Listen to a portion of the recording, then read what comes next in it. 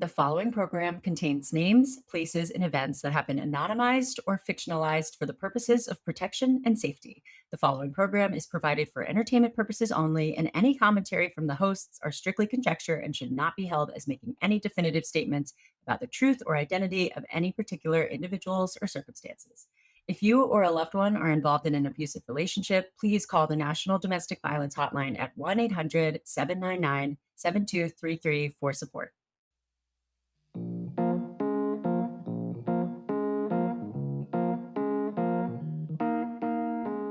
Good morning, dating detectives. It's Dating Detectives Monday. We are It's back. a holiday. Happy holidays. It's a weekly holiday here at the Dating Detectives. Yeah. And we left you on a cliffhanger last week. So we really do have to get back into it because Jessica, our guest, She just found out that this fella has a $2 million lawsuit hanging over him. yeah.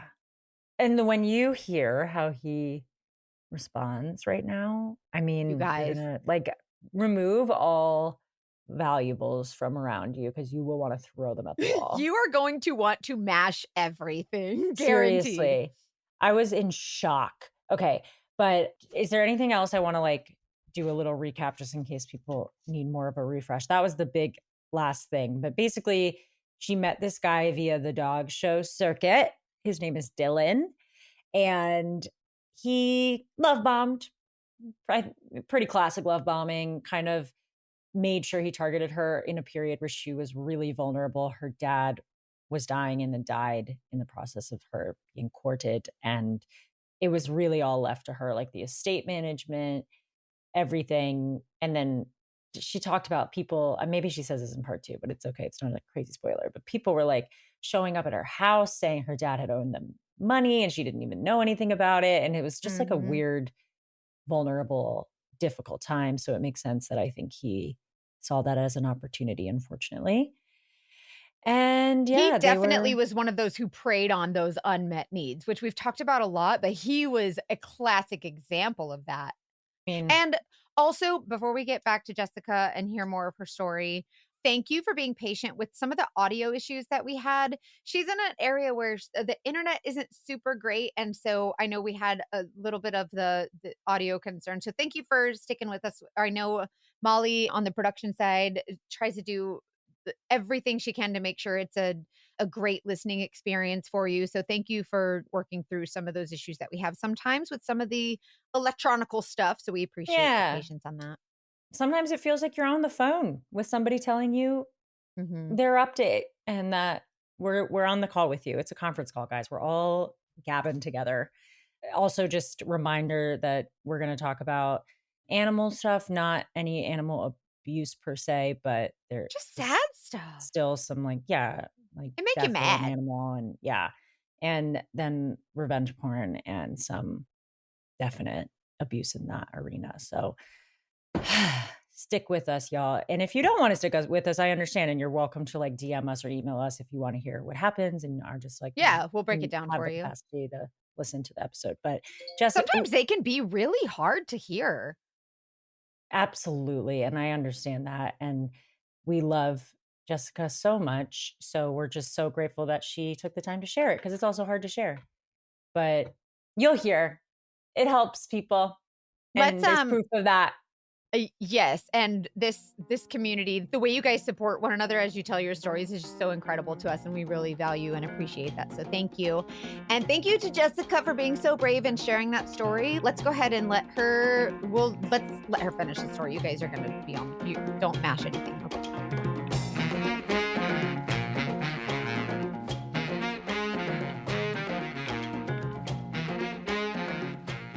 And I was freaking out because I'm $2 million. Who's responsible for that? Now I'm married to the guy. Does that mean my assets are in jeopardy if he's found guilty?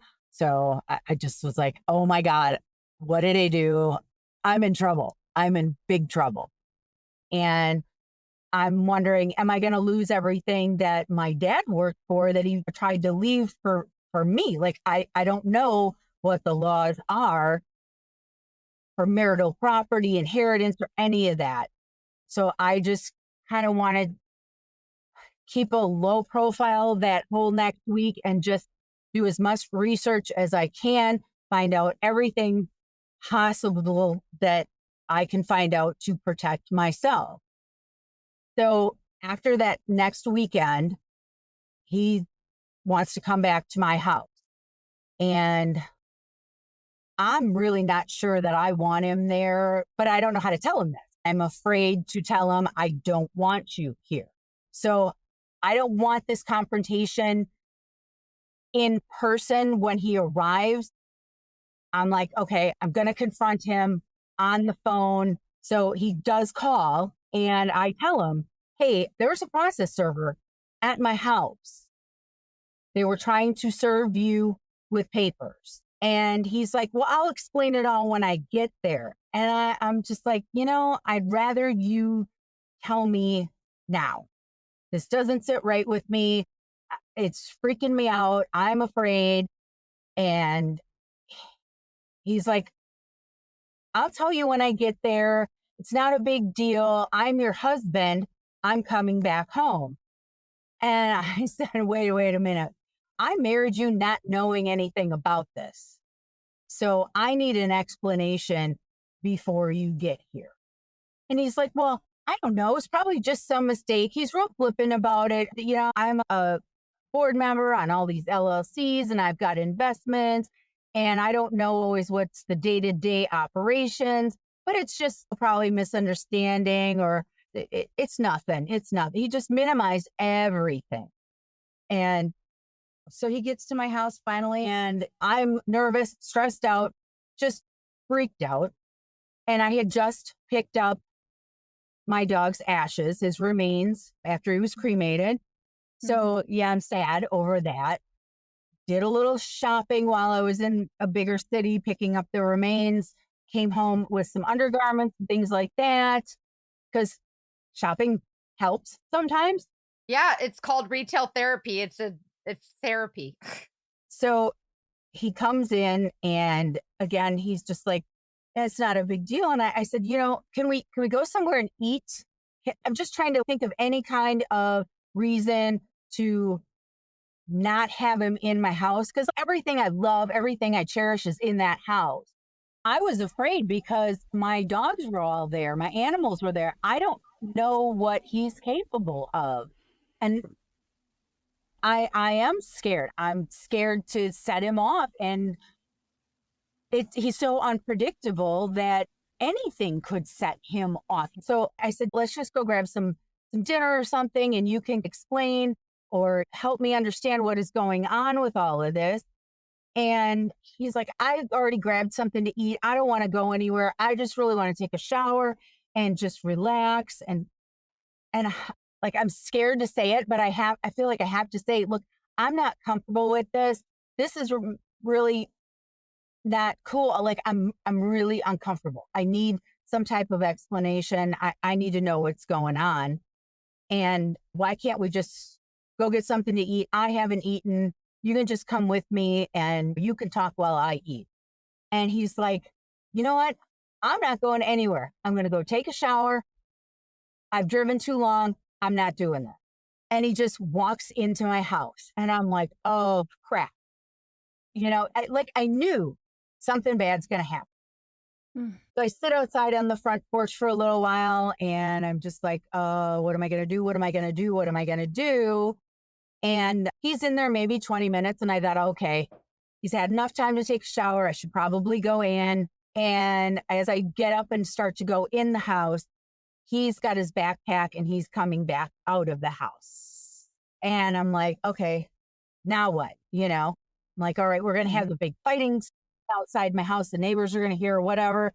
And he's just like, nah, I'm out. I'm out.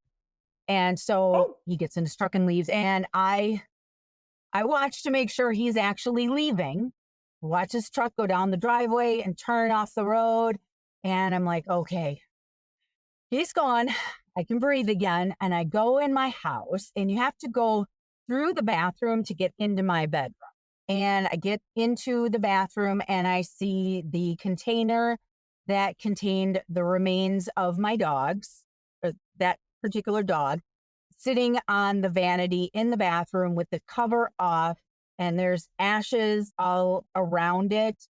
And I look just to the left, and the toilet is open. And here are the majority of the remains of my dog he dumped into my toilet. Oh my God. Why you do that? That's psychotic. I can't believe that anyone would be so cruel as to do that with the remains of an animal that he knew I loved. And he's a dog I just person. wanted, yeah, yeah. Like he And knew to save his what this means. blood, Oh my God.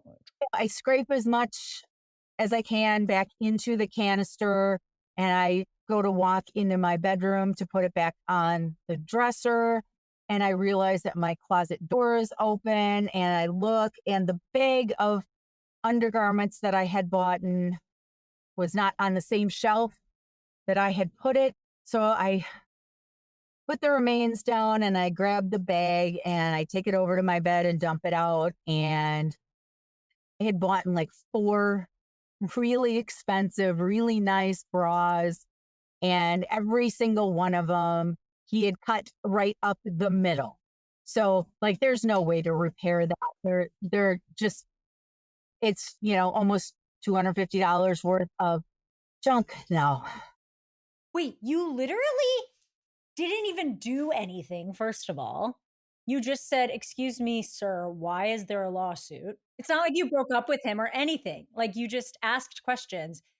Both of these things are diabolical. He's not a human. Like, God, this guy is just the most cruel person. I would never have thought do something like that to anyone, no matter what they did to me. Like how do No, you it's cruel and diabolical. There's no justification for it. And you didn't even do anything. That's the other part. Like you just asked about the lawsuit. Yeah. I think anybody would have said, This guy. "Hey, what's this lawsuit that you're named in? Are we to come up with $2 million?" You could have easily been like, "Hey, I want to help you. I'm your wife." Like you didn't even get the chance to have a point of view. You just asked the question and he threw a fit. Yep. But that was what he was doing, was training me not to ever question him. When you do what the right thing, you get positive reinforcement, treat for praise. This is more of an aversion. When you do the wrong thing, you get the shot collar. But he would crank that shot collar up to 20 for him. So probably an hour or so after he left, he probably got to a hotel, got settled in, and then he realized, oh, I have to start texting her again. He starts texting me, and then he's calling, and he's texting, and he's calling. And I don't have anything to say to him. Like, I'm so mad, but I know he's still in the area, right? So I'm like, okay, I'm just turning off my phone. I can explain it as I was just too grief stricken. And then when I saw what he had done to the ashes, I just turned off my phone and went to bed. I was overwhelmed with the sense of guilt for not being there for my dog, and then letting this kind of happen. Like, it was just awful. So I don't talk to him for a couple of days. He's sending me messages, but I'm not responding. I'm just like, I got nothing. There's nothing that's going to come out of my mouth that's nice, polite, cordial, anything. What are his messages saying? Like, I love you. Is he apologizing? Is he not acknowledging it? Sort of all over the place. Like, are you okay? What's going on? I miss you. Worry about it. Why won't you answer me? Yeah. Because you flushed my dog down the toilet. Oh my God. Yep. And then he gets mad. I can't believe you're not answering me. I'm your husband, for God's sake. And then it's, baby, please, we really need to talk. And I just was like, nope. Nope. Like 3 days goes by, and I'm starting to think, okay, maybe he left. Maybe he went back home, right? I'm outside with the dogs, and I hear something coming down the driveway. So I run out to the front. Here he is pulling a 30-foot camper trailer. Excuse me? And pulls into my driveway. What? Where do you get that? What's it? What? I'm so confused. And I'm like, what is going on? says, I bought this for you as an apology. I'm so For sorry. Please. you. And I said, no, this isn't cool. Like what you did was unforgivable. Yeah. 100%. He said, I don't know why I did that. I just have never loved anybody the way I love you. And I don't know Blah, why I blah, react. blah. Go to therapy and get out of my life. Like, Mhm. what is wrong with him? I said, no, you're just going from like bad to worse. And I can't deal with this. Mhm. It's just too much. He says, let's go to marriage counseling. We'll go to marriage counseling. I'm so sorry. I'll do anything. I don't want this marriage to end. I'll do anything. And I'm thinking, okay, great. This is going to be divorce number 2. The whole dog world is going to know about this now. Like, I'm embarrassed. I'm just like All everything. the feelings. Absolutely. Because it was like a big Facebook thing, you know? Yeah. Mhm. And Oh, I'm sure he loved to seem like everything's perfect online. yeah. And I'm like, you know what? I'll agree to go to marriage counseling, but you can't stay here. I need some space. So he's like, oh, that's okay. I'll find some place to park this, but I want you to come out and see it, check it out. This is going to be so great for going to dog events. Everybody will be able to fit in here and blah, blah, blah.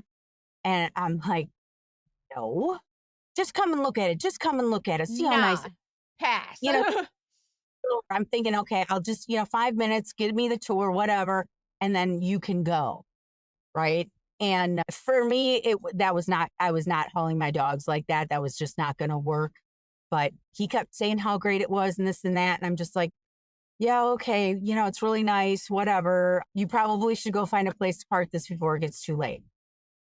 So this is like April, maybe March, somewhere in there. We're going to marriage counseling. He's kind of staying in the area. So like we'll go to the gym together, marriage counseling. Well, I I gotta finally hear about marriage counseling. Is he I good at it?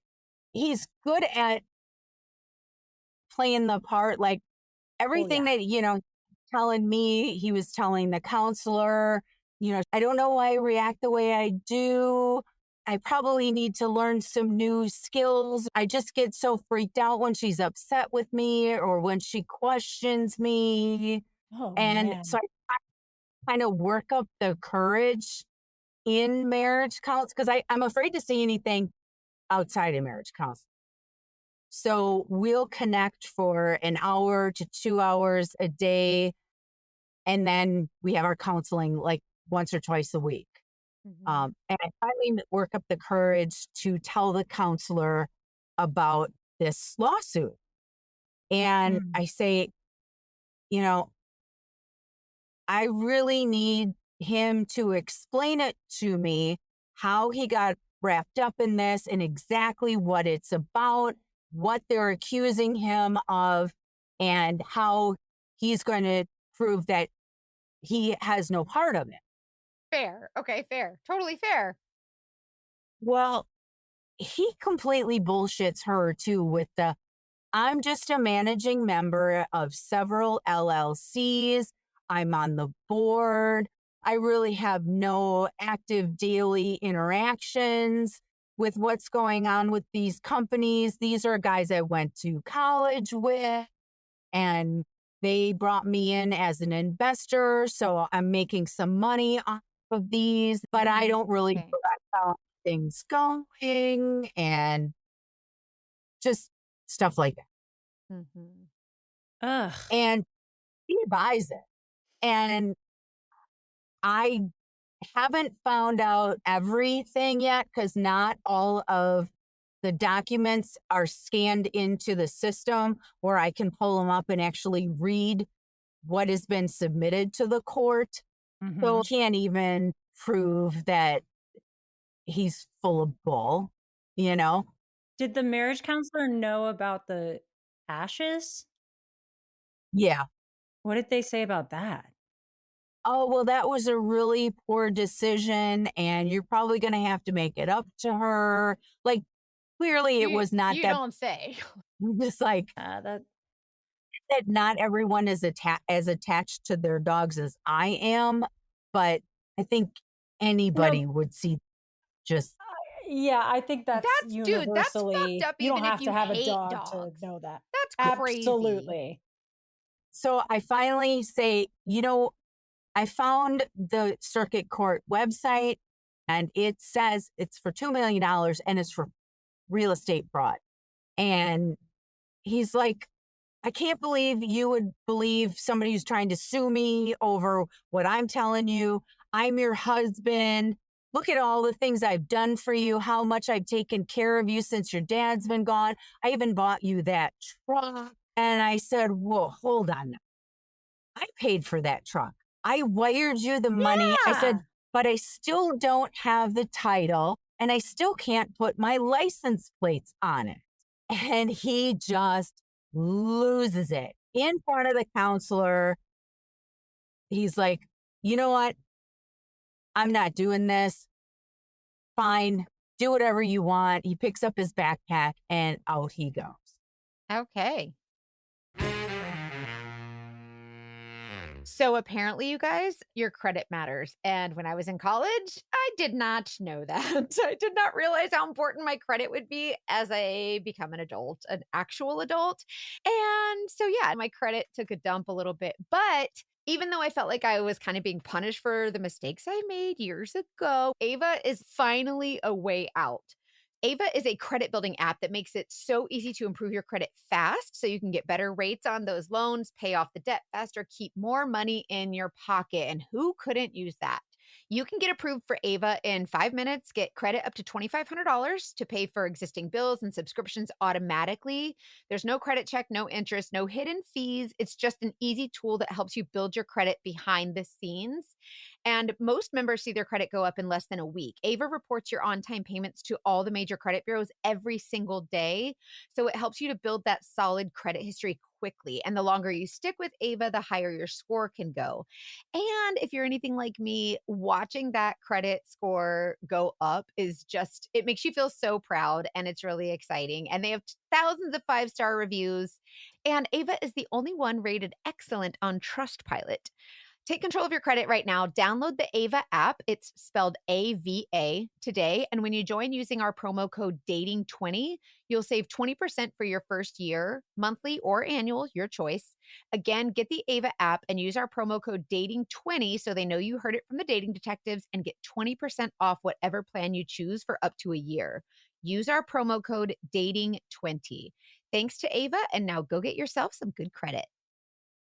Mackenzie, What? robots are here. I know. We can't stop it. And sometimes it feels scary, but sometimes it really helps very important things, like the fact that neither of us cook.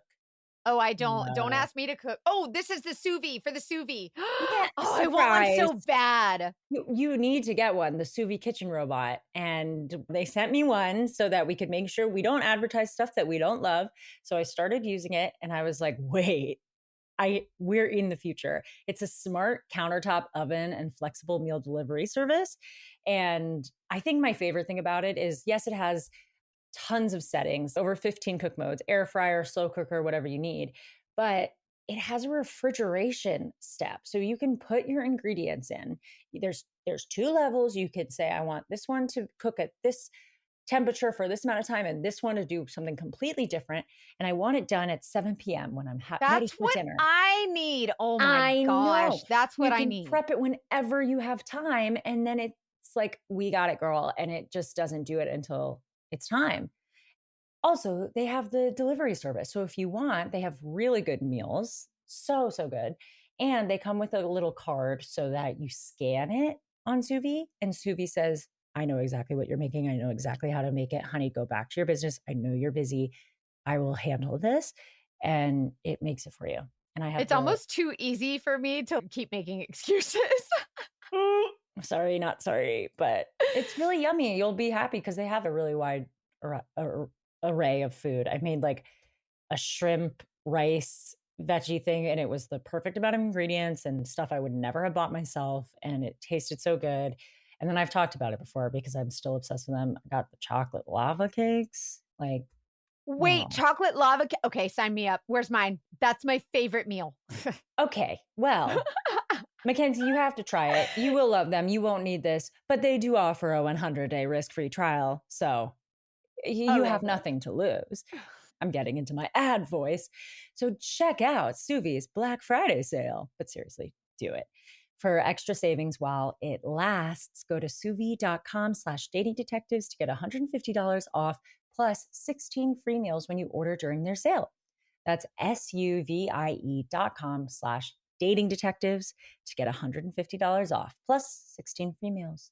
Save time, eat better with Suvi, my new robot best friend.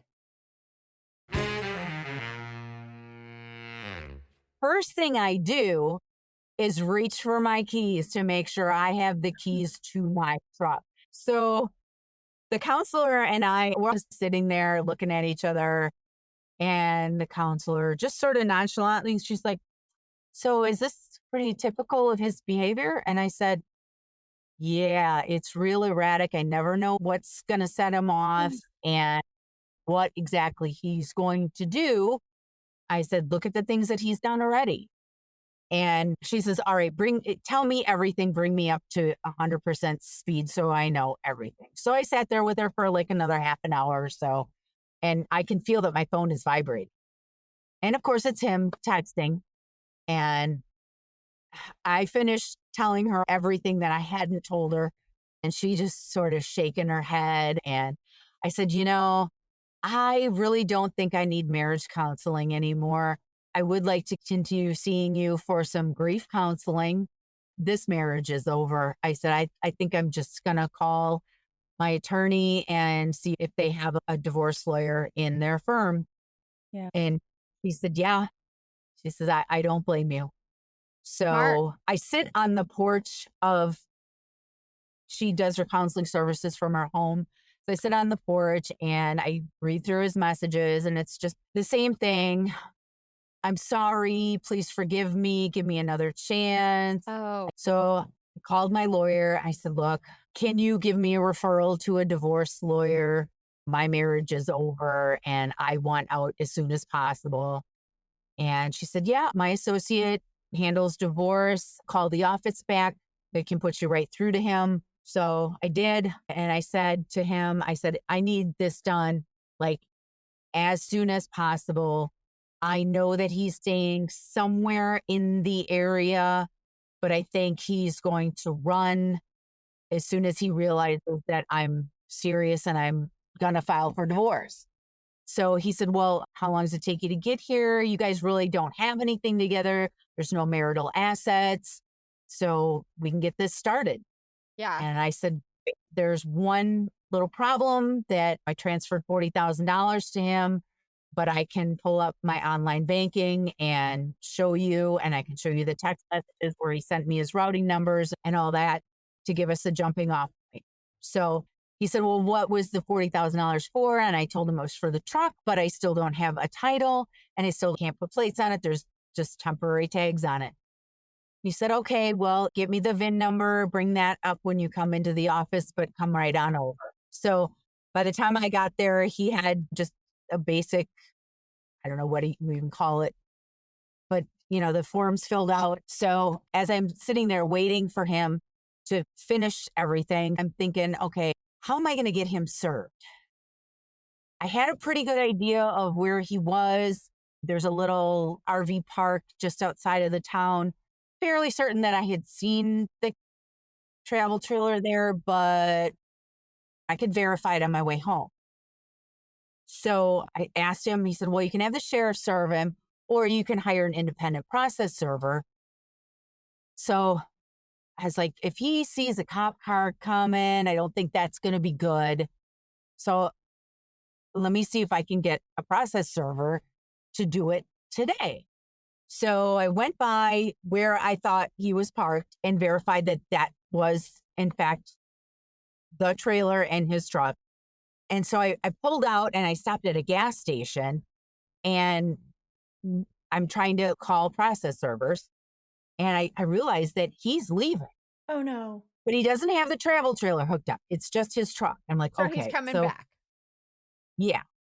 So I'm thinking, okay, well, he's probably coming back tonight. Maybe I can get somebody to serve him a little later. I would rather pay a process server to sit there and watch the travel trailer so I can go home and be far away from this. Let me see what I can do. Well, Yeah. luckily, I was able to get a process server. He said he would meet me at that gas station. I would get in the vehicle with him and we'd drive past the travel trailer to make sure I could ID it for him 100% and then give him the papers and he would serve him that night. He said, I'll sit here if I have to sit here till midnight. Like, awesome. So I think, okay, let me see if I can get you some details about what time he might be home. So I sent him a text message and I said, where are you? And it took him a while to respond, but it was probably half an hour, 35 minutes later. He said, I'm at dog training with this one woman from the kennel club where I was a member. And I'm like, what? How do you even know her? He says, well, I added a bunch of your Facebook friends. Weird. Yeah, I'm just like, what? What? So she teaches a particular sport, and that was something that I had titled Dogs in, and he wanted to get his dogs involved in. So he decided to contact her because he saw that she was holding training. And since he was in the area, he was going to go train with her. So I'm just like, okay. And I said, when will you be back to the trailer? I might want to discuss something with Oh boy. you. Yeah. And he's like, well, I think we'll be done in like a half an hour. Probably takes me another half an hour to get back. And I'm like, okay, I'll let you know. So I let the process server know he should be back, but in about an hour. I said, but do be careful because his dogs are a little unpredictable as well. Oh, I didn't even think about Uh-uh. that. Yeah. So everything just super fell into place and I couldn't believe it. And about an hour and a half later, I get a call from the process server and he says, I was able to serve him, but I thought I was going to have to mace the one dog. He didn't want to open up his car door. I was there when he arrived back. He didn't want to get out of the truck. He didn't want to roll his window down, but he started to roll down the back window and this dog was going nuts. What? Yeah. And he said, I just shoved the papers in the window and told him, you've been served. And I just left. So, like, okay, all right. So What? I'm terrified that night yet because Yeah. he's still in my area. And I'm thinking, what if he comes to my house? I have no idea what this guy's capable of. If I call the cops, I'm going to say, my husband is trying to get into my house. And they're going to go, well, let him in. He's your husband. He's your husband. Oh. So I am just, I'm scared. I don't sleep hardly at all. A few hours later, it was probably close to midnight. I had tried to settle in and go to bed, but I'm just laying in my bed, snuggled with one of my dogs, wide awake. I all of a sudden get a text from him and he says, I'm going back home. And that's it. Nothing Good about the riddance. paper. Yeah.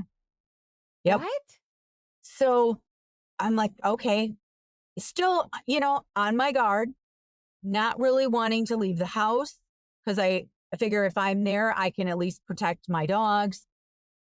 I don't know what this guy would do to hurt me. I don't want to leave my dog sitter home alone. So I go to see my therapist that week, and it's that same couples therapist that we were seeing together. And when I tell her about this, she tells me that, he's just made some mistakes. And if you want to rebuild it, it's possible. And, I start asking, like, how do you know this? What makes you think this? And she lets it slip that she is continuing to counsel him even though he's nowhere near, like she does it over the phone. What? And Oh, I was no, like, no, okay, no. that's such a betrayal to me. I'm like, okay, I'm done with this Yeah. counselor. Yes. I'm done. So you had gone together and then he stopped going, right? That just, I'm refreshing. Yeah. When I said I don't need marriage counseling anymore, We're I'm done. getting a divorce, but I felt like I needed some grief counseling.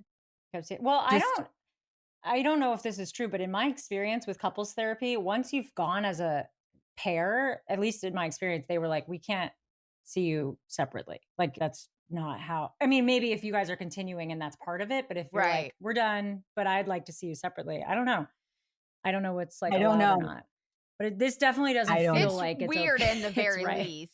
Yeah, for me, it felt like a betrayal, but he's still doing the full court press. And then it became, I know your dad would have loved me. I'm successful.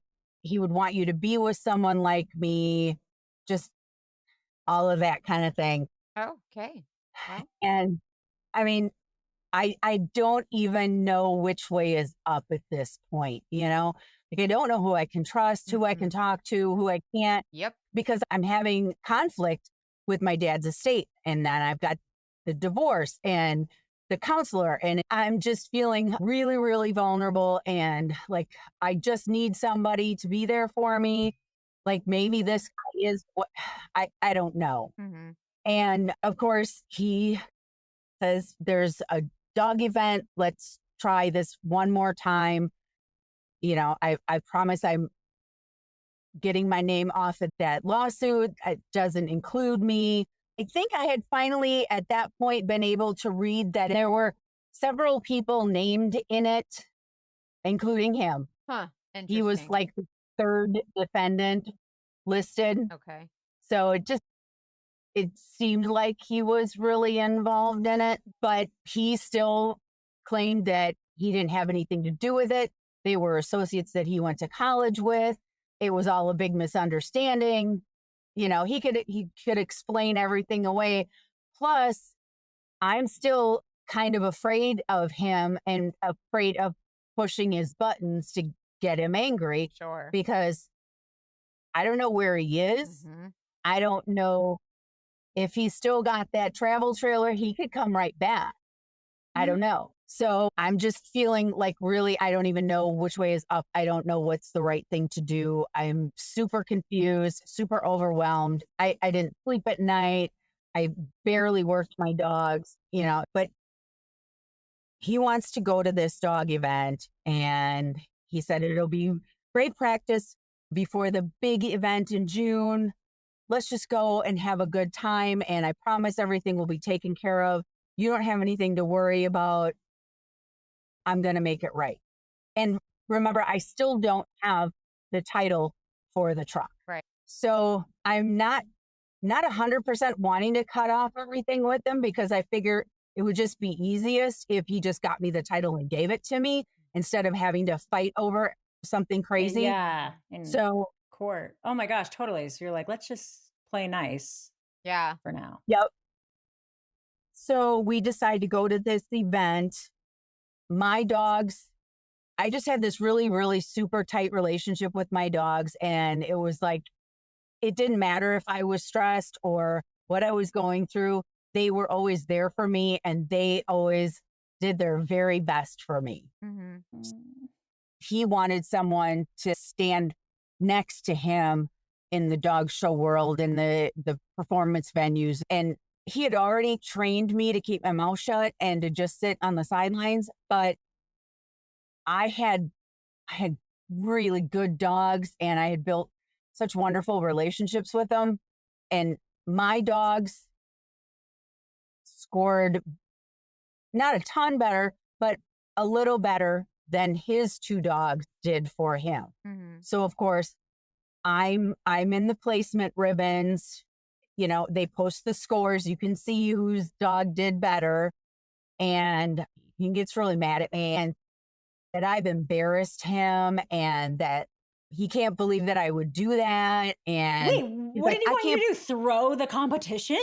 And he's like, I'm the man, I'm the husband. But course, he wants to take pictures with the ribbons and the dogs and the whole bit.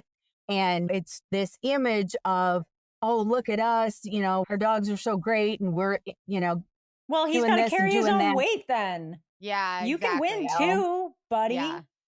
It's not. Yeah. And then we go back to my house and I was telling him, like, that was really uncalled for. It was really weird. And then of course I'm so sorry. I don't know why I reacted that way.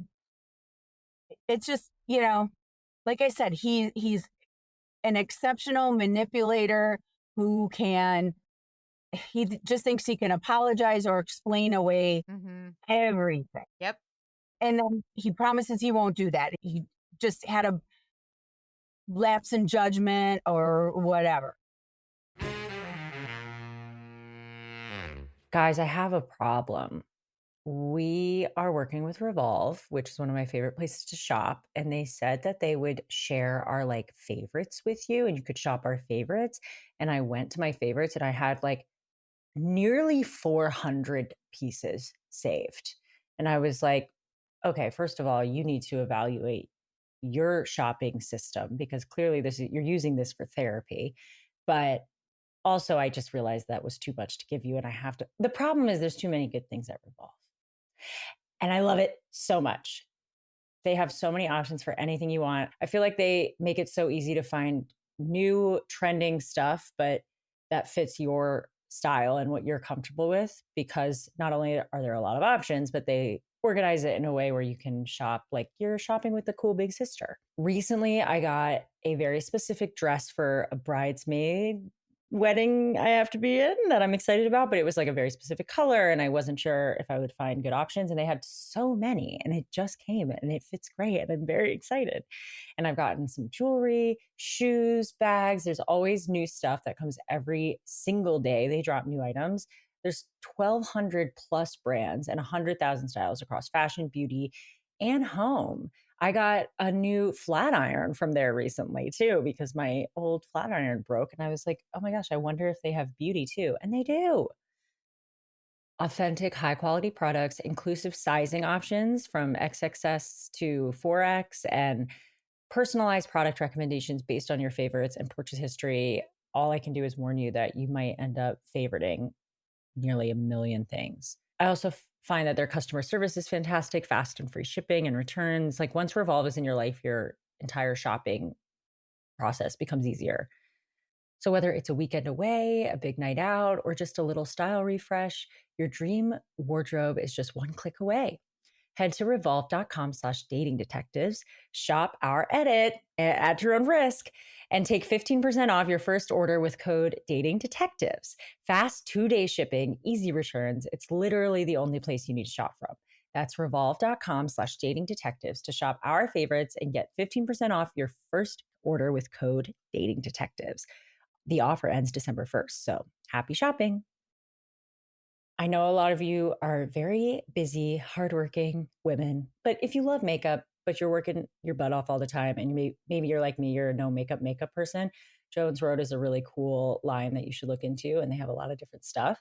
I've recently been using their Miracle Balm like crazy. It's in the color tawny because it makes me feel like I just went on a run, but I didn't.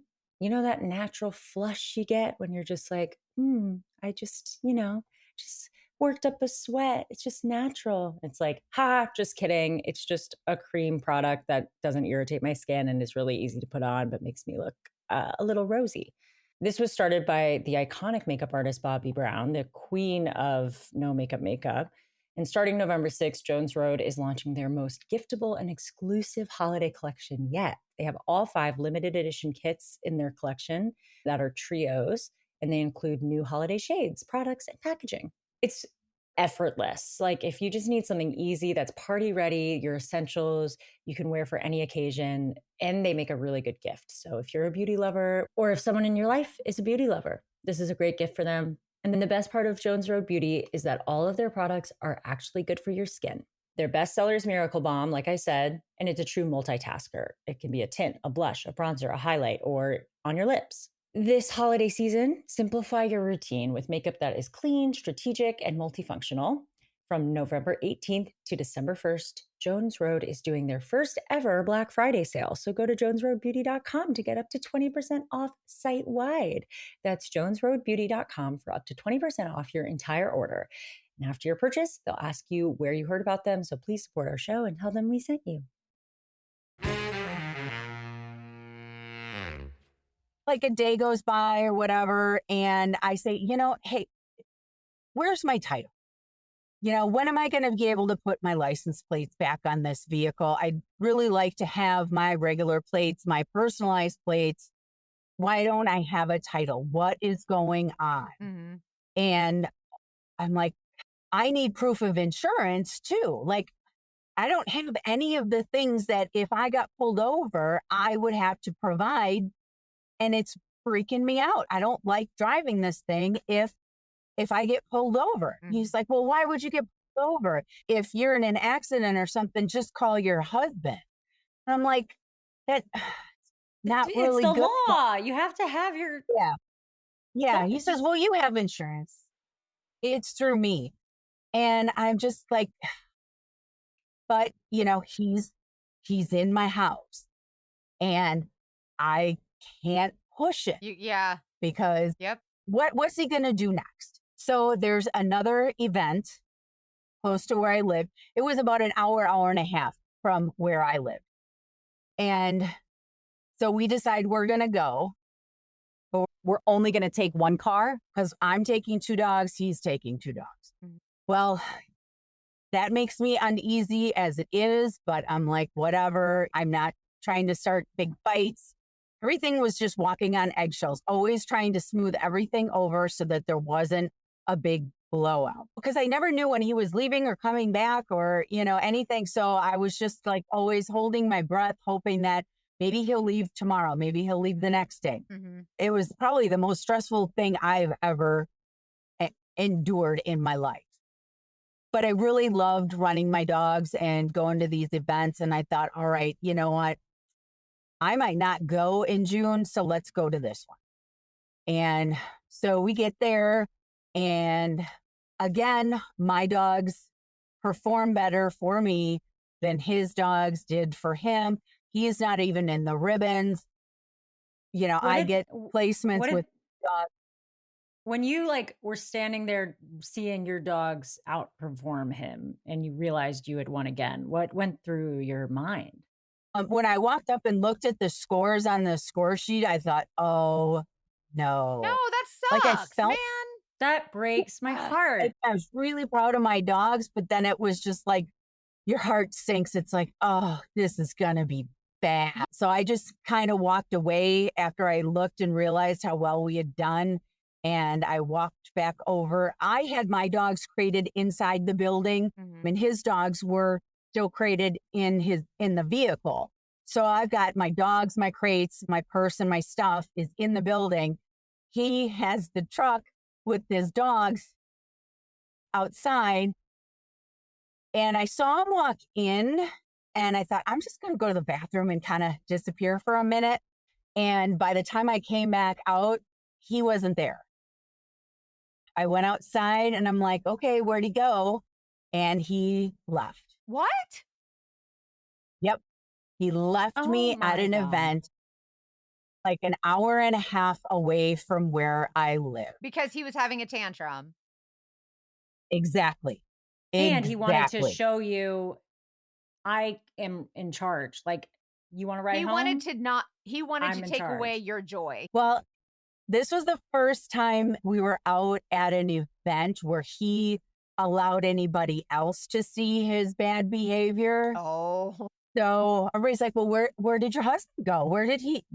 And I was like, I don't really know. I'm about to text him, but I didn't text him. I called my dog sitter and I said, hey, what, you have dogs out right now? What are you doing? She's like, oh, no, I just brought him back in. I'm just kind of hanging out, scrolling on Facebook. And I said, if I send you an address, do you think you could come and pick me up? So I had to wait an hour and a half for her to come and pick me up. And we had to cram 2 dogs and 2 crates. And she came and picked me up. And where were you going to go home? with Yeah, him? I didn't know if he was going to be there, and I don't know where he went. And I'm just like, nope, nope, nope, nope, nope, nope. Probably the next day, he contacted me and said, he was just like, hey, what's up? And I'm like, are you kidding me? Like, hey, what? Like, what? Yeah, just real like, hey, what's up? What? Do you got And memory problems? What do you mean, what's up? yeah, yeah. And I have no idea where he stayed that night or anything. I mean, he probably got a hotel somewhere, but I have no You don't idea. know. I feel like also No. when they act like nothing happened, it like sets it up so that you seem like the crazy one, or the Yeah, gaslighting makes it yeah, a they lot easier gaslight for you. them. Because if you Yes. react, they're like, "I'm not reacting. What's your Yep. problem?" Exactly. Exactly. And it makes you feel like I have no right to be mad because he acts like it didn't happen. So did it really happen? No, crazy. Ugh. Yeah. Luckily, my girlfriend and I were able to sit down and talk about it. And she's like, this is not right. She said, I'm totally with you now. She said, I tried to give him the benefit of the doubt, but this is insane. He just leaves you there. And the next thing I know, I get a notification from PayPal Oh, no, no, no, no. I don't like that a deposit has been made and I have $2,000 in my PayPal account. And Okay. I wasn't that familiar with it. I don't know how can I unaccept it? Can I send it back? Like, what do I do? And so I messaged him. I'm like, did you send me that money through PayPal? And he said, yeah, so that we can go to the big show. Because it's like in 2 or 3 weeks. Like, if I'm going to enter, I have to enter. I'm like, you have got to be kidding kidding me. me. There Yeah. is That's insane. absolutely no way. No way. At this point, I decide, screw the car title. I need out of this now, and I will deal with the car later. So I contact my lawyer again, sign the papers. I call the same process server, and he's like, well, if I can find him, I will. I said, well, I had an idea that I thought he was staying at this one particular hotel in a town over. And I said, if you can find him, serve him. If not, I'll figure something out. But if I just have to put an ad in the newspaper, I don't care. I'm going through with it this time. He was staying at the hotel. So I got him served and I was just like, I'm done. I'm done. And I told him through text message, I said, I don't care about this money. I'll send it back to you. I'm not going. I I'm done with this. And I don't hear from him for quite a while. Like, it wasn't the every day or every other day. It probably was about a week this time, because now this is the second time that I've served him with divorce papers. Then I get a text from some random phone number I don't know. And it was basically just, you'll regret this. What? Oh my God. Yeah. And I would get weird phone calls like in the middle of the night, all times of the day and night, from numbers I didn't recognize. And I wouldn't answer them. And sometimes there'd be a text message, something along the lines of, you'll regret this, or you made a huge mistake. And probably a week or two goes by, and all of a sudden my phone is blowing up, blowing up. Phone calls, text messages, emails. I'm like, what is going on? And they're Well, one of all the unknown emails, numbers and unknown emails, just like this random stuff. no, it was people who wanted to meet up with me. And I'm like, I don't know any of these people. What in the world Oh is my going? God. He put you online somewhere. Oh my God. He put topless photos of me on Craigslist Topless photos on up. Craigslist? with my actual phone number, my actual email. Oh my God. I am so sorry. Oh, how terrible. I am Yep. in complete shock. Yeah. Jessica. Uh-huh. Oh And of course, my it's God. not, I hadn't posted it. If I had posted it, I could have had it taken down. But I kept flagging the ad. and I called the sheriff's department of the area that I lived in. A sheriff arrived at my house 15 or 20 minutes later. I showed him, there were 100 messages, 100 text messages, 100 emails, you name it. And I showed him what I had found, and he took a report and everything. Meanwhile, I keep flagging this thing. My dog sitter, she would go on Craigslist and flag it as prohibited. And it finally came down. But I I lived so rurally there as well that the police department there really didn't know how to handle it or what to do. I think it was sent over to a detective and they had me come in and give another statement. And I find out that, it's considered revenge porn, Yes. but because everything online, there really is no way to They can't prove prove that it. it's, Oh my God. Imagine being able to do yeah, whatever the frick frack you want because you can be anonymous and that makes you a pussy. Fucking Yeah. yep, pussy. There's a lot of yep. those.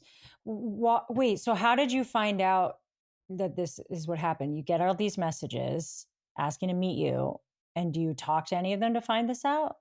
No, initially somebody had messaged off of Craigslist and it shows you at the bottom of the email the Craigslist post. Okay. Oh, And so wow. that found it. Oh, What? Yep. I the can't even audacity. imagine clicking that link and On seeing that. Craigslist, like, for freaking anybody, children can get on Craigslist. Oh my God. Weirdos. Yeah. I Oh had my no God. no idea he took the pictures. I had no idea he had the You didn't pictures. even know he took Don't or had them? no, no, Oh my So, God. what does it feel like to click that link and realize this is what's happened? I immediately knew like when I saw the picture, I immediately knew it was him, but I was just like, oh my God, my life here is ruined. Absolutely ruined. I'm a business owner. Mhm. Now I have Yeah. to call the police department, and anyone who is looking at the case has now seen me topless. Oh my That's God. the thing with this type of crime is it's like you have to re-traumatize yourself Over every and time you move over. forward with it. Yep. Yep. If you want to report it, you have to show all the authority. So And were I just, they obviously they didn't know what to do, but were they delicate? Were they supportive? Like, did you feel at least like they were trying? Yeah. I think they were sympathetic, but I don't think that they thought it was super serious. Mhm. We'll take a report and we'll give it to one of our detectives and see what we can do. That's devastating. Yeah. Oh my God. Yeah. And by that time, I knew that he already had figured out how to get into my Facebook account, had kind of stalked my Facebook friends and connected with them.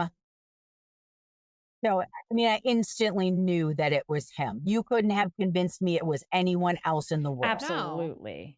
They just pretty much told me that there's no way that they can track where the ad originated Yes, they from, can. who had placed it, where they would be, or anything If like this was a that. So, homicide investigation, they would know who placed it, what color underwear they were wearing. They have the resources. They just don't quote unquote waste them. Or is it like a Craigslist thing where Craigslist says to the authorities like we can't release that information unless There's like litigation. there's a homicide or something. Yeah, like I don't know. imagine It can I get don't know. subpoenaed. They just won't open a case for it. Oh my God. So once the ads got taken down, the messages stopped, and I just kind of shut off my phone. And he was like, "Oh, well, I didn't do that." I'm like, I just said to him, "Don't ever contact me again. Lose my number. You don't even have to show up for the divorce. I just want this done and over with." And I tell him, I will never, ever be in your presence ever again. And So I make the decision that I'm not going to go to events for a while. I'm going to stay at home. I just need I need some time alone. I need to breathe and just stay at home. And I feel betrayed from every angle. And I have absolutely no one in the world, and I Mhm. can't trust anyone. And What a I'm lonely married to this feeling. man. Oh my God. Yeah, yeah. It was awful, absolutely awful. I'm super embarrassed. Like, things had progressed to the point where now he was behaving badly at events and people were talking about it. And it happened close enough to where I live that people from my dog club knew about it. But things spread on the internet so quickly. And so I felt like the whole dog world knew what had happened. And I was just embarrassed over the entire thing. I felt Mm, so stupid mm, that here I had married this guy that I barely knew right after mhm. my dad died. And what a dummy. And yeah, so like, I even want to go to another dog show. Like, I'm just like, everybody there is going to be pointing and whispering and talking about me. And I'm just, no, no, no. So every once in a while, I'll get some weird random text, or the phone will ring from an unknown number. And I'm avoiding all of it. I'm just like, nah, I just want to be at home. Mhm. I was like, I'm just going to go through my dad's stuff. I'm going to clean my house. I'm going to just stay at home. And I would maybe go to town once a week and get supplies and groceries, but I just didn't leave the house. Tried to stay off social media, just kind of tried to build a wall around my life. But then the day for court comes, and he wants to come and pick me up. What? What? Go on Yeah, a date to your divorce? and go to court together. And I'm like, that's not going to happen. There's absolutely no way. I was thinking that if I let him pick me up, he's probably got a spare key to my truck, and I'll probably never see that truck again. Nope. Now, I still don't have plates on my truck. It's temporary plates, they're expired, the whole bit. So we go to court. I parked way away, like I had to walk so far just so that my truck would kind of be hidden. Mhm. So we go in, and I had originally asked for an annulment because I felt like I don't know who I married. We haven't been married that long. I How wasn't long real had you familiar been with. married at that point? We got married in the middle of February, and this was November. Okay, so not even a year. Okay. No, but the judge said, if you want to push for an annulment, we will have to set another date. We'll have to go through all the evidence and all that. And I said, so if I agree to a divorce, it is done and over and finished today. And he said, yes.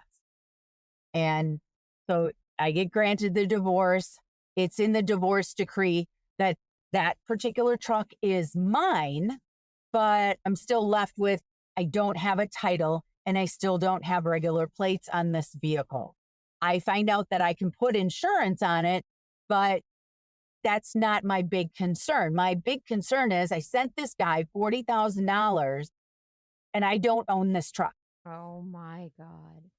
So it comes out that he had used that $40,000 to put a down payment on my truck, a down payment on the new truck that he had purchased, Oh! and a down payment on that 30-foot travel trailer Oh my God. that basically had, been making payments each month, but living off of that $40,000. He never paid for anything completely. And he told you that he had bought the truck and you didn't have to make payments on it. Yeah. Yep. All right. Wow. And he financed this all on his own under his name only? I believe so. I didn't really care about what he did with the travel trailer and with his truck. Mhm. All I was worried about was the vehicle that I thought I had paid for and would be driving every day. Right. So you get does I feel like in the divorce they should be able to be like, you owe her this money and Yeah. also this title. well, a few months goes by after the divorce, and I had gone to town, gotten groceries and supplies. I had taken one of my dogs with me, and I came home and I backed up to the front door of my house and I opened the hatch and I realized that there are people standing around my truck out in front of my house. Oh no. And like instantly knew. Yep. I wasn't afraid. I walked out and I said, "Hi there." And he said, "Hello there, miss. We have Yep. a repossession order on this vehicle." Knew it. And I said, "I understand. If you don't mind, could I just get my personal belongings out of it? I'm not going to do anything to impede you getting the vehicle. I just would really appreciate if I could take my personal belongings out." And he said, "Well, you're very polite. Absolutely. Go ahead." There was another guy. He got in the driver's seat and then allowed me to get everything like out of the passenger side and out of the back. Mm-hmm. So the next day I called my lawyer. I said, "Well, we need to go back to court because the vehicle has been repossessed. Now I'm out the money and the vehicle." A few days later, I got a call from the repo guy. He said, apparently there was a payment made on it. It's current now. I can come and pick you up and take you back to the vehicle. So I did get it back, but I thought, what's to keep him from making the next payment? Yeah. Like, So he made the payment knowing so guess. that you could get it back? Yeah. Yep. I guess so. But What's it his just wasn't good deal? enough for me. Like No, what does he want? Like a thank you? Like No, it's your car. Yeah, Give us the it's freaking mine. car. I didn't trust it, and I thought I don't want anything to do with this vehicle anymore. So luckily, I had gotten a portion of the money from my father's will, and I thought, nope, I'm not driving that vehicle anymore. I parked it in my yard, and I went out and I financed a different vehicle for myself, and I left the thing sit. I thought it's not mine. I don't have a title. I don't have license plates. And any minute I'm you not could be gonna without keep a car. So exactly. So we kept having to go back to court. And finally, the judge said, "Okay, if you don't have a title by this day," I think he gave him another 30 days or something to get the title, "I will just issue a judgment in the monetary amount that you sent him." And I had to get the receipts and everything from my bank. And that was that. So once I got the judgment, it was in my state. So then I was told that I would have to domesticate the judgment in the state that he lived oh in. geez, here we go. Oh, yeah. So that was a couple $1,000s more in attorney fees to have the judgment domesticated where he lived. I knew that he owned property there. And I don't even know how I got to the point of being able to go on the federal bankruptcy website. You can create yourself an account and take a credit card and sign in and search federal. For me, it was the federal bankruptcy courts. And I don't know why I thought to check there, but that's when I discovered this bankruptcy thing he was doing. He would file bankruptcy to get his creditors to stop pursuing him, but he wouldn't pay the fee or he wouldn't be able to provide all the information. So it would start the process of bankruptcy, but after 45 or 60 days, they would drop it and the creditors would be able to pursue him again. Why is he literally But it, so like, holds annoying? him off. Because he's a con artist. This is his Exactly. he's a grifter. He just does this.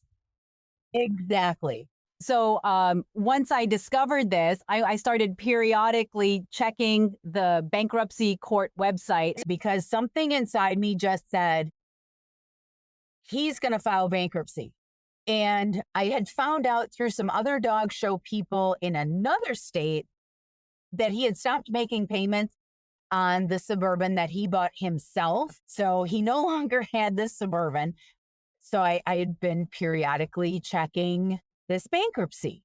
And I see another time that he had filed bankruptcy. And this was after I domesticated my judgment.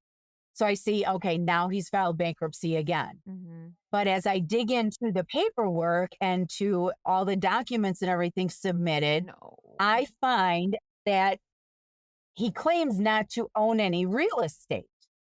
So I'm back on the internet on different state and county websites where you register things and things become a matter of public record. Yeah.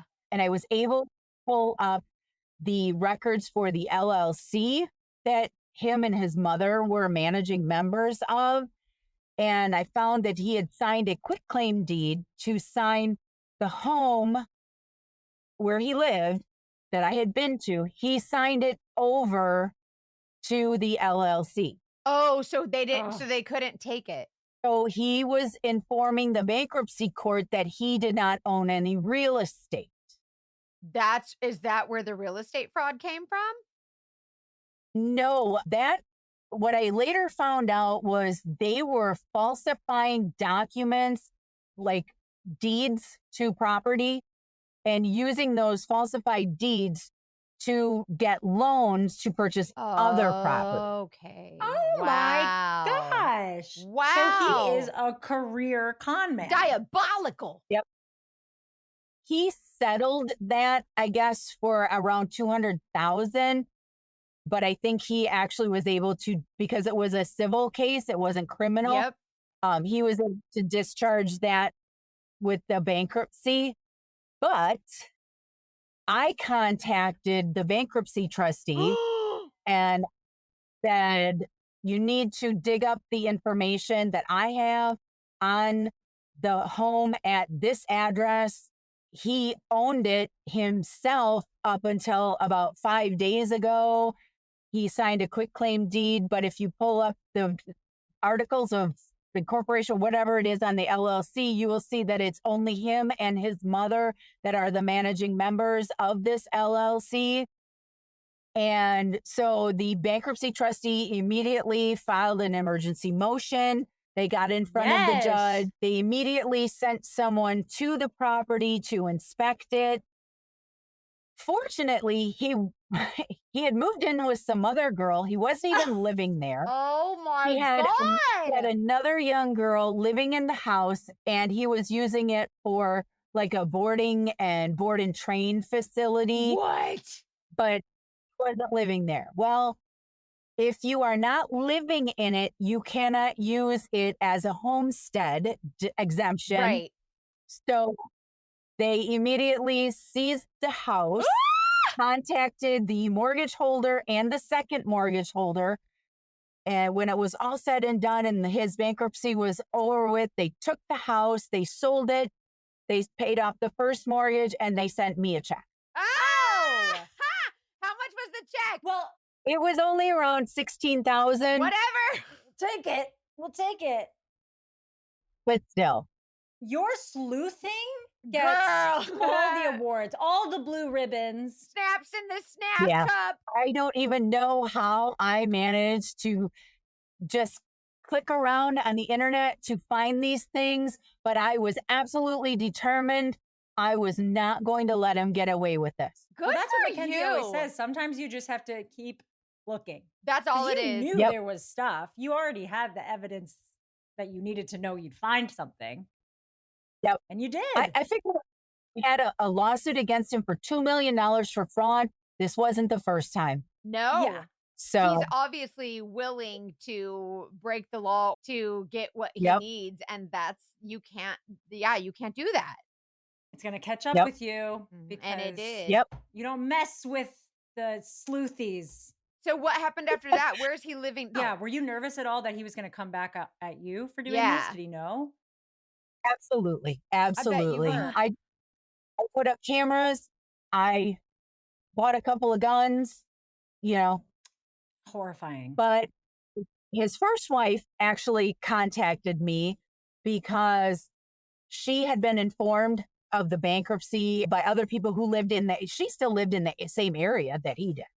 she contacted me on Facebook one day and we had a really nice little conversation. And she's like, I'm really proud of you. I wish I would have had the guts to stand up to him the way that you did. Good for you. Aw. That's She a great had- compliment. Yep. She had to file bankruptcy after they broke up because he Aw. took out a whole bunch of her name. Awful. And then I guess he got married a third time. Those records are all sealed. He got married a fourth time. And when that went really bad, she contacted me. He had told her who I was and that I had caused him all this trouble and I was a witch and just all his crazy stories. And he was feeding her the same, we're going to be the power couple. But of course, when it went bad, he created this whole Facebook page bashing her and telling the world about what a horrible mother she is and this and that. Just, yeah, same thing. And she contacted me and she's like, oh my God, how do I get out of this? How do I keep myself safe? How do I keep him from doing this? Oh, Apparently, wow. he from just emotional and financial and controlling and all that to actually he had put his hands on her and she was really, really scared. And I just told her, I said, look, you have to cut off all contact. You have to move. She had moved to his state from another state to marry him and to be with him. And I said, go back, where you're safe, where he isn't. Oh my God. He had done the revenge porn with her as well. And I had to tell her, we're not going to go anywhere. If you report it, your best bet is to just change your number, stay off social media, and stay away from him. So Oh, wow. I'm glad it's done and over. I have not heard anything from him or really about him. There was a period of time where he and some of his dog show friends were filing fake complaints with the registry, trying to get my judge's license revoked and trying to get me in trouble. It turns out that his license was revoked. He got suspended, but he's still out there meeting women and getting involved with them and doing these kinds of things. And I mean, I was wife number 2. He has 2 more since me. But after I got the judgment, after I received that check in the mail, I took all of the documentation that I had, like a whole file box full of evidence and documentation on him. Even if it wasn't anything that I could take into court that was really going to prove it, it was still things that to me, it was like, this is proof of who he is and what he does. Because there were posts on Facebook and people would send me screenshots and I would print them out and that kind of thing. So I had this huge file box full of evidence. And I finally, after I got the check, I thought, okay, now I can let this go. And I took it outside and set it on fire. So I was like, okay, I'm done. Now I feel vindicated. I'll never get all of my money, but my sanity. And at least I didn't just fold up and let him do what he wanted to do. I'm like, no, somebody's going to stand up to you one day. Because he was a big bully. He would talk to people in any kind of way and threaten them and push them around. And I thought, nuh-uh, you're not going to do that to me. Not to me. So I don't really know what part of the country he's in anymore, but I'm going to go about doing my thing. I'm not going to let him control me. Good for you. Oh man, good for you.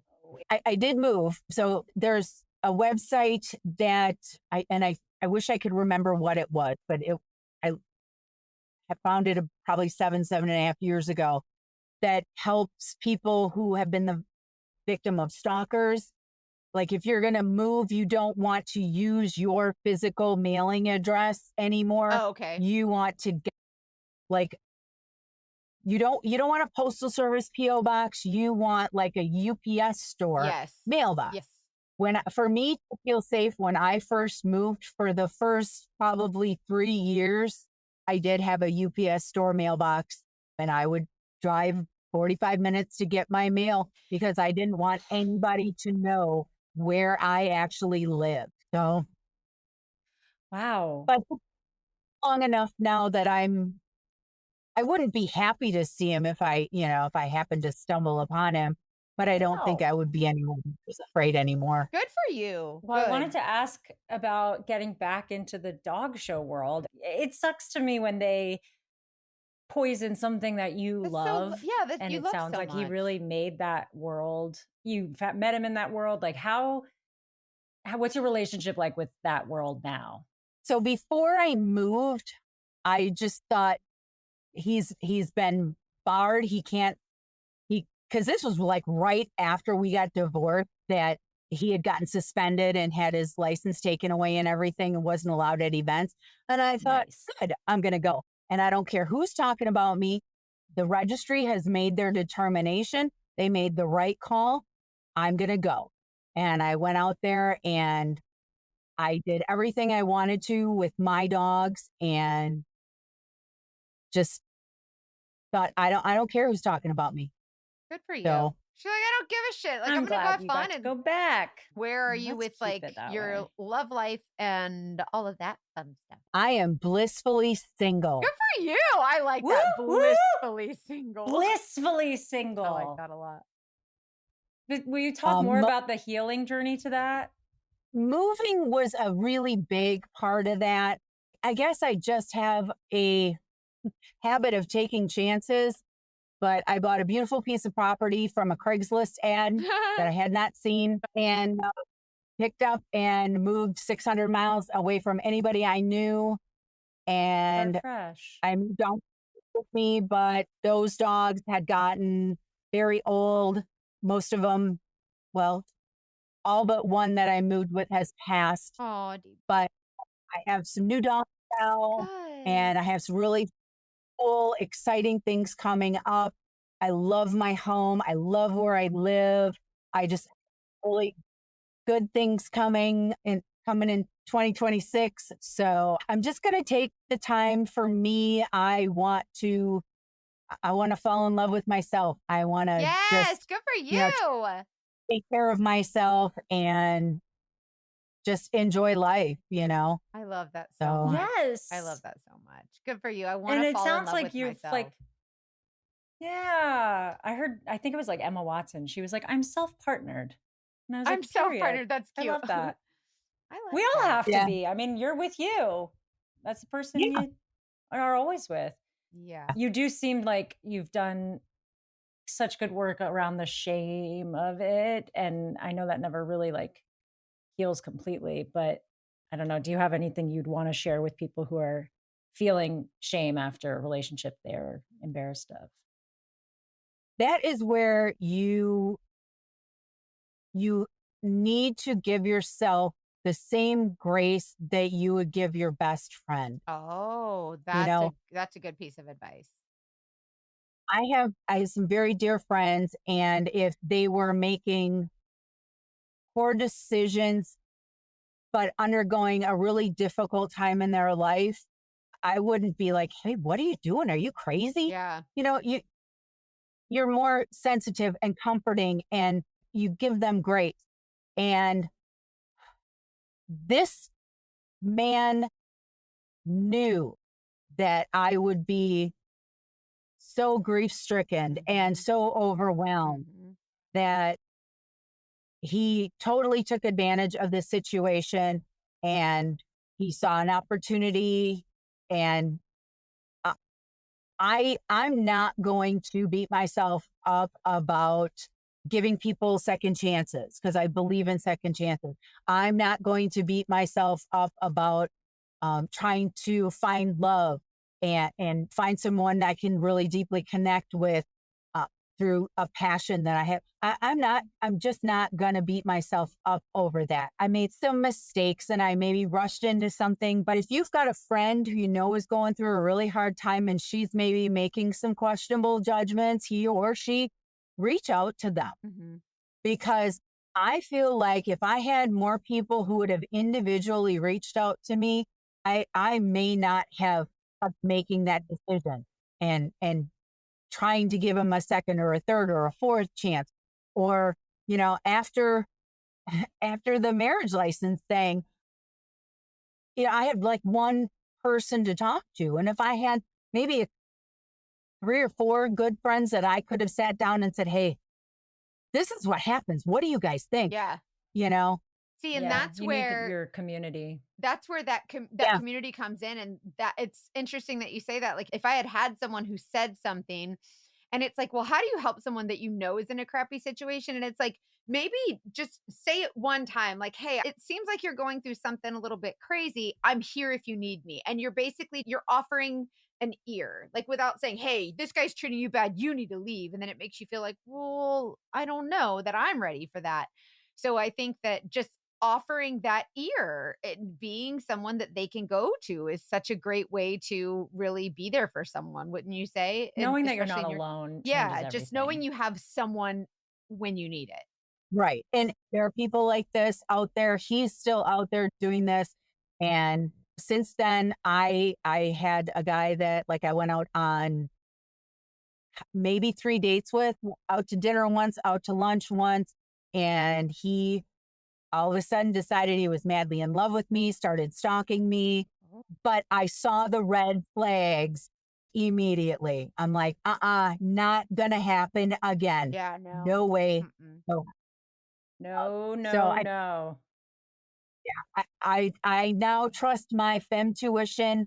I listen to that little voice inside me, and if it don't feel right, I'm It's out. not If it right. doesn't make Yeah. sense, it isn't so. Period. Thank you, Jessica, so much for sharing your story. I just know that so many people are going to be like, oh my God, I feel so much less stupid now because I gave somebody money or I trusted them. And so it's just that sense of community that we keep creating. So thank you so much for sharing your story. And I'm really grateful for you. Thank you. And I know our audience will be too. Well, thank you very much for providing a platform where people can come out and share their stories.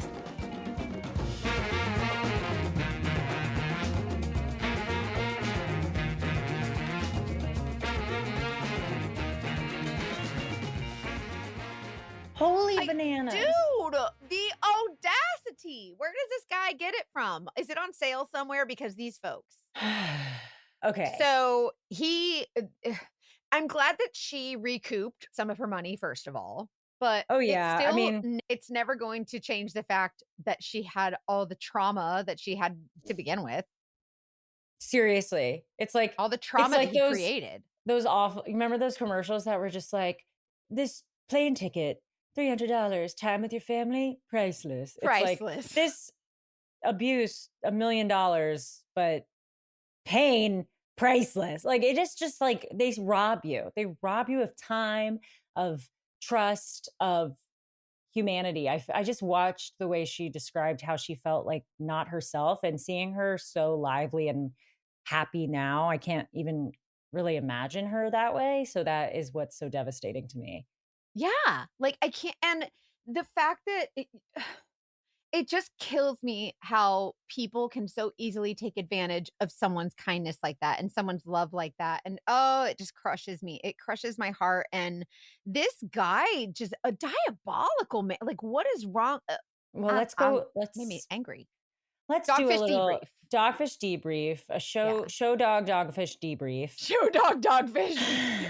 Yeah, that Back one. to the top. Yeah, he snuck in there at a time where she was distracted by everything going on in her life, her dad being sick and needed someone to listen. She also had 12 dogs. So like I imagine she had some busy stuff going on at home. A little Yeah, bit. 12 dogs.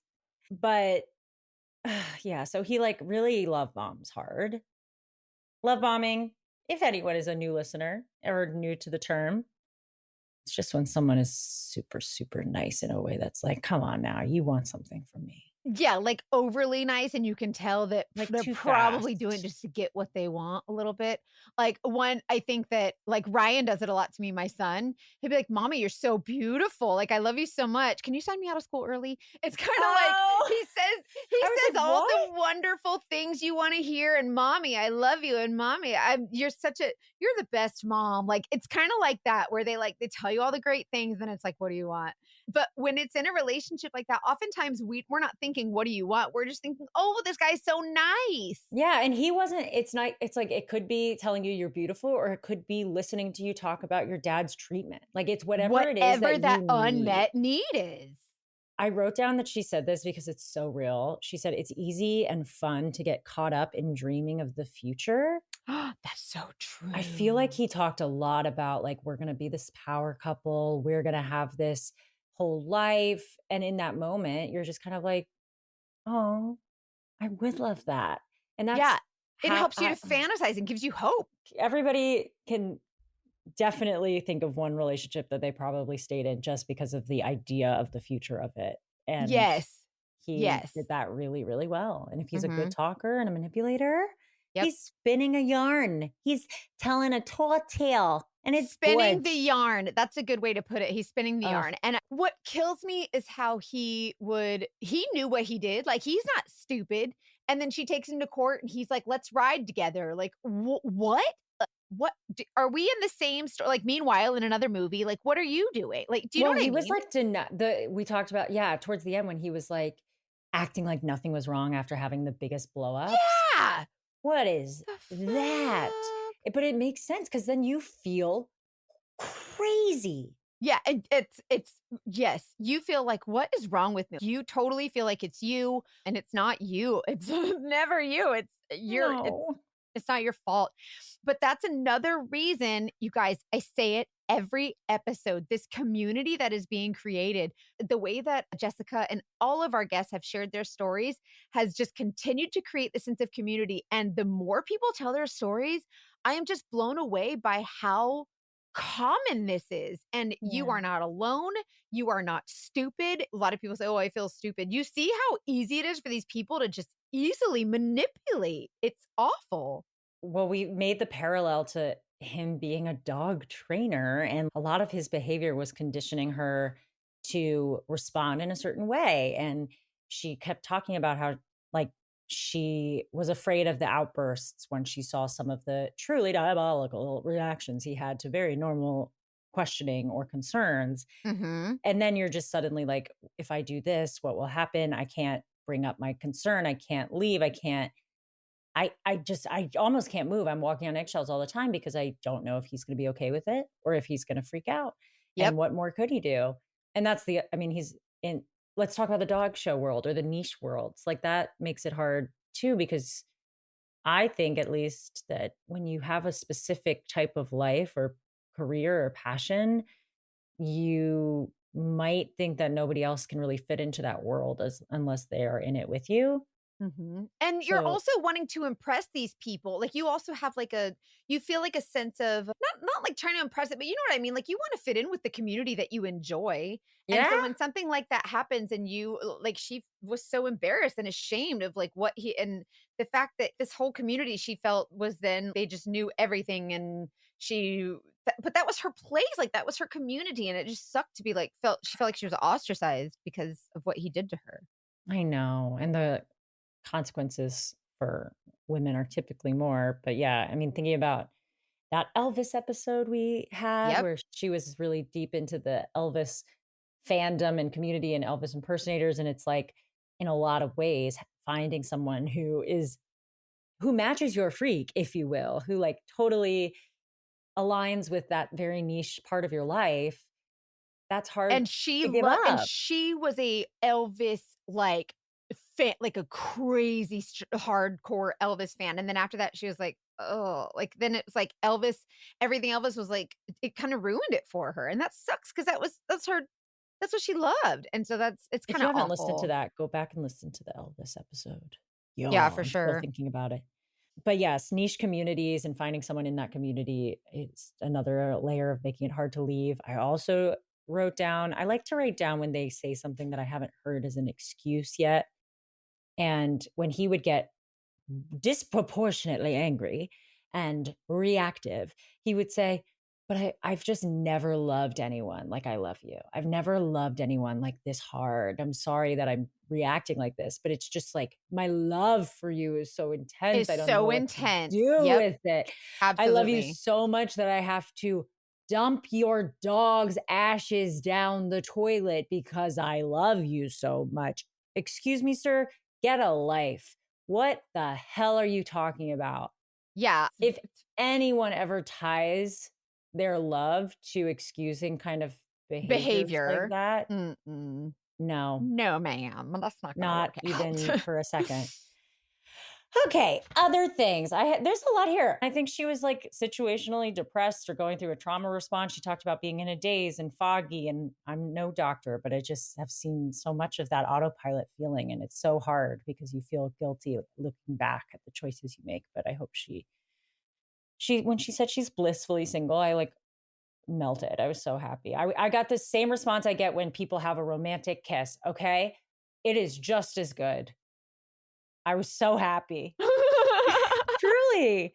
Because like I love that. I love that about you so much, to be honest. I just love. Self-love, that counts, baby. 100,000%. And I love that point of view too. I really do. Yeah. What do you have others? I mean, there's a few more big things that we haven't even really gotten to, like all of the revenge porn. We're just once again talking about revenge porn. When she mentioned that he had she started getting calls from other people, my first thought was he for sure posted her on a dating website, but it turns out he posted topless photos of her on Craigslist with her real phone number and her real email address. That is dangerous. That is horrible. That is ruthless. That is diabolical. That is disgusting. Illegal, not to mention.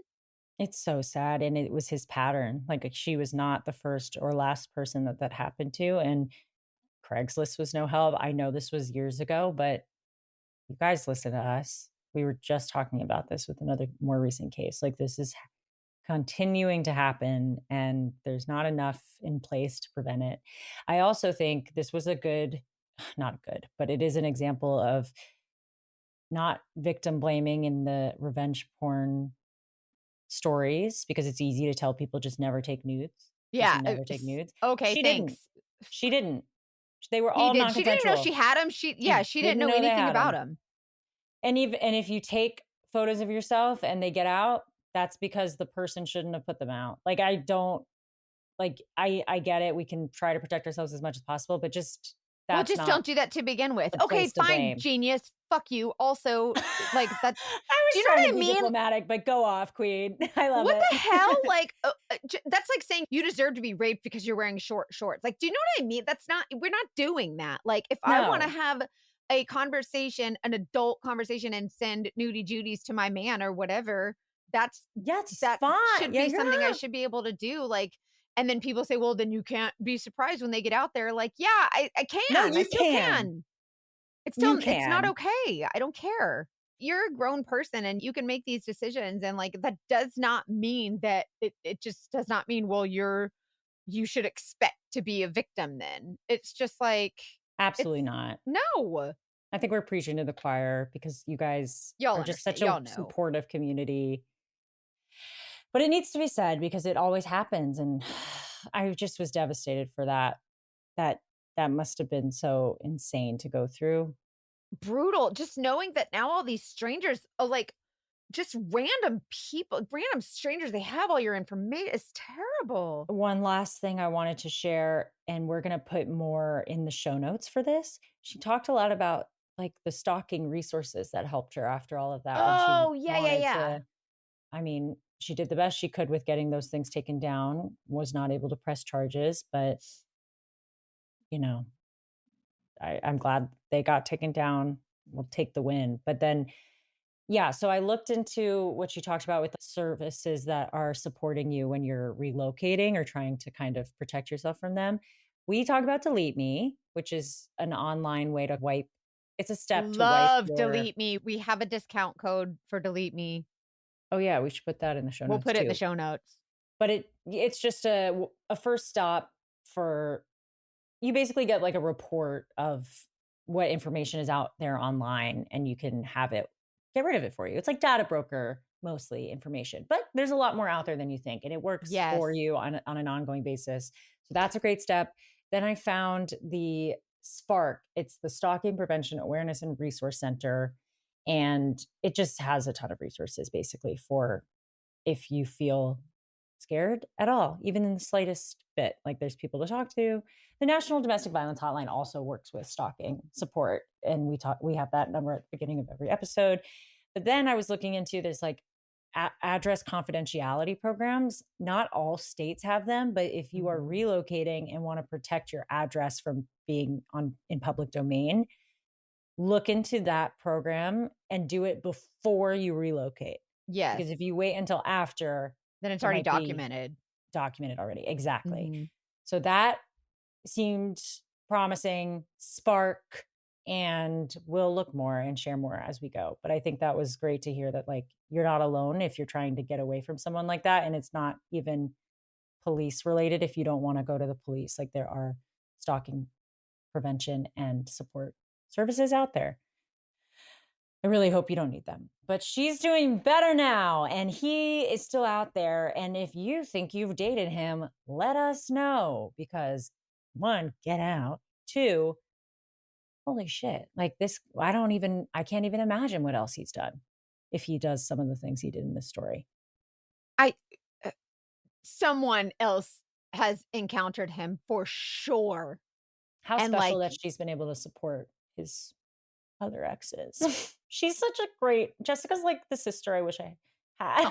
You know what? And she is so gracious for what she's gone through. She is gracious as hell. She's more gracious than I think a lot of us probably can be. 100%. Her doggies are lucky. They have a good mama. Yeah, they definitely do. I love her and I love you. And this was a lot, but it was really like, I think it will help people. And she's been listening. And your stories are the reason she came to share hers. For those of you who have come on before. So thank you we're so grateful, that sense of community. The more you start sharing these stories, the more we talk about them. I want to make these stories like this uncomfortable so that maybe the acts themselves will become uncomfortable. So when you share, you are not like maybe it could be, helpful for you to like share it. And a lot of people have said this has been so helpful, cathartic, but also you're helping someone else feel less alone. So please continue to send your stories. Our email is investigate@thedatingdetectivespodcast.com. You can share with us and we would love to be an ear for you or a platform for you. And we're really grateful for everyone who shares. Thank you to our podcast or our podcast. Thank you to our Patreoners who sign up for the Patreon. Also, thank you to us. So thank you to everyone and sharing our podcast on your social media, and other people see it and they're like, oh my gosh, wow, I saw this on so-and-so's page and wow, this really helped me. And you have no idea how your words can be not only your own weapon, but a weapon for someone else and help defend them, which I think is just incredible. So thank you. And we have the new Patreon tier. Also, we have everybody's really seeming to love it. Everybody who signed up for it. We have the $5 tier where you get 2 bonus episodes every month. And then the book club and all the things in the forum. But then with the $9 tier, you get the girlfriend experience. It's the ad-free listening. No ads, baby. All episodes ad-free, plus everything else you get on Patreon. Yeah. So definitely look into that. And might I add, we chose our next book club book for Patreon.